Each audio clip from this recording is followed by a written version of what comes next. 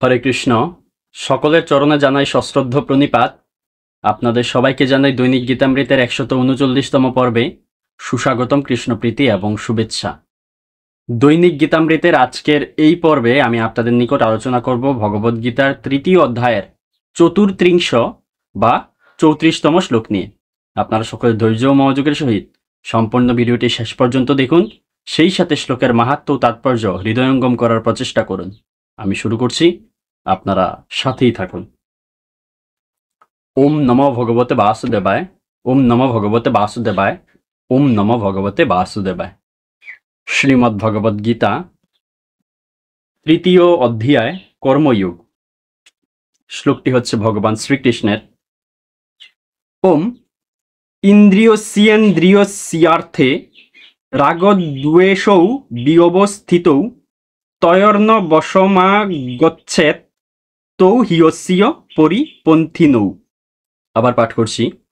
ওম ইন্দ্রিয়স্যেন্দ্রিয়স্যার্থে রাগদ্বেষৌ বিয়বস্থিতৌ তয়র্ন বশমাগচ্ছেৎ তৌ হিয়স্য পরিপন্থিনৌ। অনুবাদ: সমস্ত জীবই ইন্দ্রিয় গ্রাহ্য বস্তুতে আসক্তি অথবা বিরক্তি অনুভব করে, কিন্তু এভাবে আসক্তি ও বিরক্তির বশীভূত হওয়া উচিত নয়, কারণ তা পারমার্থিক প্রগতির পথে প্রতিবন্ধক স্বরূপ।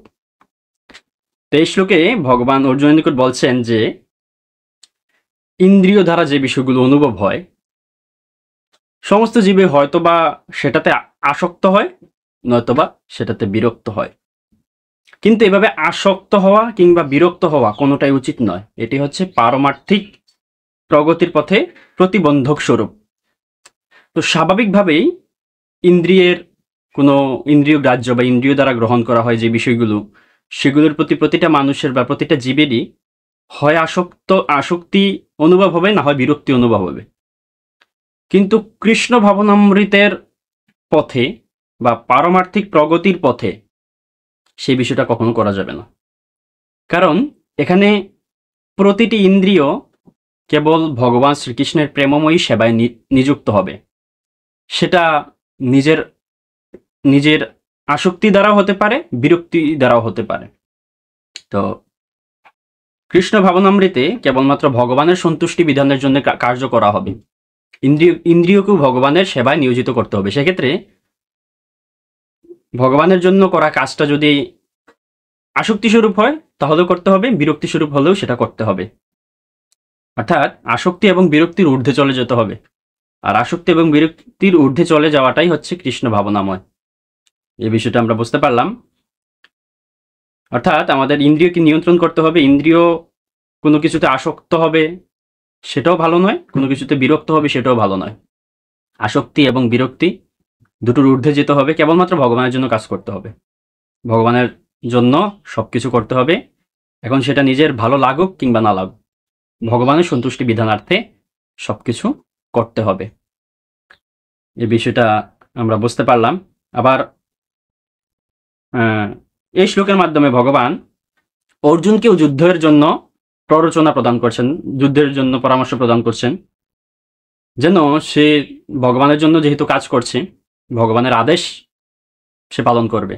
এটা তার ভালো লাগুক কিংবা না লাগুক, সেই কাজের প্রতি তার আসক্তি আসুক কিংবা বিরক্তি আসুক, সে সেটা করবে, কারণ না হলে তার পারমার্থিক প্রগতির পথে বাধা সৃষ্টি হবে। সেই বিষয়টা আমরা বুঝতে পারলাম। কৃষ্ণ ভাবনামৃতে যদি কোনো কাজের প্রতি আসক্তি আসে, সেটা যদি ভগবানের সেবা হয়, তাহলে এতে কোনো দোষ নেই। আবার কৃষ্ণ ভাবনাময় নয় এমন কাজের প্রতি বিরক্তি আসলে সেটাও খারাপ নয়, কিন্তু ভগবানের জন্য যাই করব, এতে আমাদের আসক্তি থাকুক কিংবা বিরক্তি থাকুক, সেটা কখনো আমরা বিবেচনা করব না। কেবলমাত্র ভগবানের সন্তুষ্টি বিধানার্থে কাজ করব। তাছাড়া ইন্দ্রিয়ের ভালো লাগুক কিংবা না লাগুক, আমরা ভগবানের জন্য সেই কাজ অবশ্যই করব। আমাদের ইন্দ্রিয়কে ভগবানের প্রেমময়ী সেবায় নিযুক্ত করব। এই বিষয়টা আমরা বুঝতে পারলাম। তো এই শ্লোক সম্বন্ধে শ্রীল প্রভুপাদ কি মন্তব্য করছেন, সেই বিষয়টাও আমরা তাৎপর্য থেকে দেখে নিই। তাৎপর্য: যারা কৃষ্ণ ভাবনাময় তাদের আর জড়জাগতিক ইন্দ্রিয় উপভোগে লিপ্ত হওয়ার বাসনা থাকে না, কিন্তু যারা সেই ধরনের চেতনা লাভ করেনি তাদের শাস্ত্রোক্ত বিধিনিষেধ অনুসরণ করে চলা উচিত।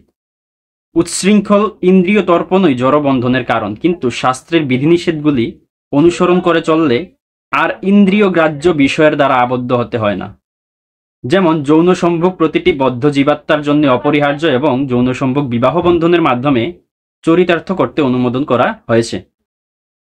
শাস্ত্রীয় বিধান অনুসারে নিজের স্ত্রী ব্যতীত অন্য কোনো স্ত্রীলোকের সঙ্গে অবৈধ সঙ্গ করতে নিষেধ করা হয়েছে এবং অন্য সমস্ত স্ত্রীলোককে মাতৃজ্ঞানে শ্রদ্ধা করতে বলা হয়েছে। কিন্তু শাস্ত্রের এই সমস্ত নির্দেশ থাকা সত্ত্বেও মানুষ অন্য স্ত্রীলোকের সঙ্গে যৌন সম্পর্কের প্রতি আগ্রহী হয়।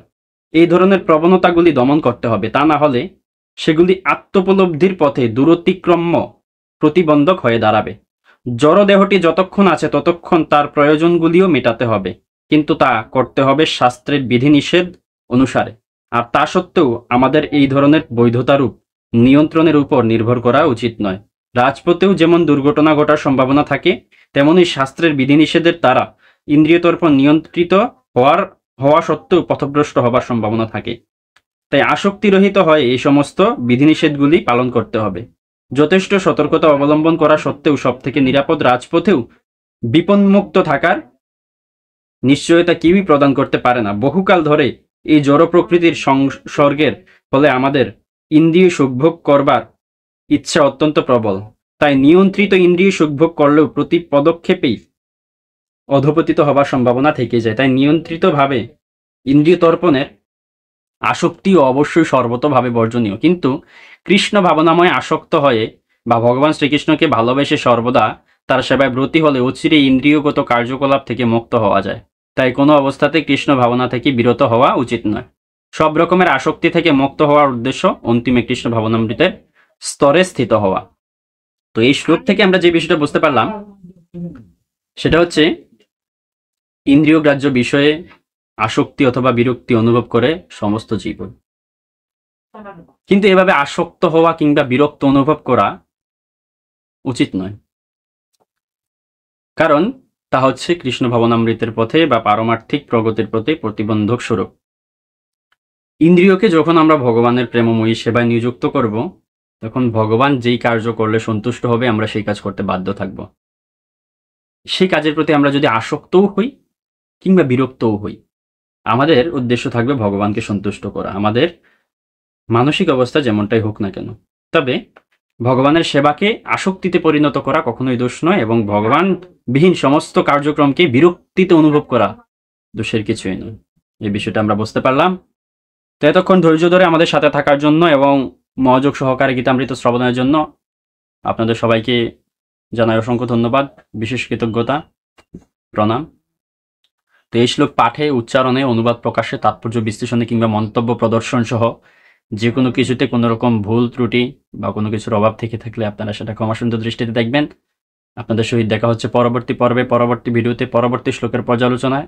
ততক্ষণ সকলে ভালো থাকুন, সুস্থ থাকুন, আমাদের সাথেই থাকুন। হরে কৃষ্ণ।